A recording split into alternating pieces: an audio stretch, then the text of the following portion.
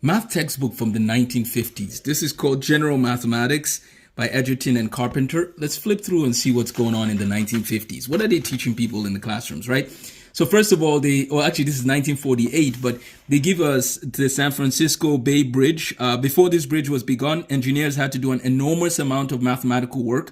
Without a knowledge of arithmetic, algebra, geometry, and trigonometry, as well as higher mathematics, they never could have planned this gigantic structure. So they start with some applications, kind of like we do with Counting to Calculus, where we start with a rocket sketch, right, in our first book, and then we work our way into the rocket in place, the rocket blast off, and then studying space. That's our series.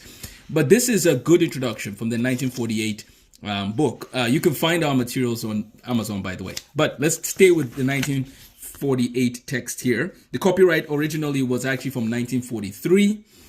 They have a preface, but let's look at the table of contents. What are people learning? Okay, so they're doing graphs, they're doing direct measurements and formulas and equations, elementary geometry, the use of the equation. So they lay the groundwork here in part one. In part two, they're doing negative numbers, polynomials with negative numbers, fractions, decimals, ratios, proportions.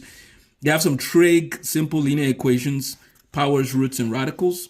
And then they have some algebra skills right here, all in this book, by the way. Notice there's arithmetic, there's some geometry, and then there's some algebra. And then here they talk about a new way, to eliminate the dangers to heavily laden long distance aircraft taking off under their own power. Look at some of the stuff going on here, right? They start off with graphs. And this is one of the things I discuss in my Counting to Calculus series on YouTube, which you can find using the link in the description. Or you could just go to Counting to Calculus on YouTube and you'll look for the one that says Counting to Calculus in a year.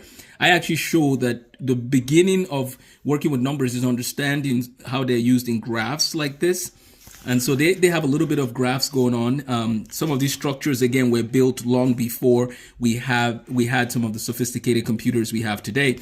And then they notice that you can compare different heights of structures using a basic understanding of whole numbers, right? Okay, so let's just look at a few more pages before I let you go. They have the Port of New York as a picture here. They're trying to bring a lot of application. I really love it. They have a circle graph, which of course is connected to percentages. So notice that it's nice to have all of this connected, these different branches of math connected, right?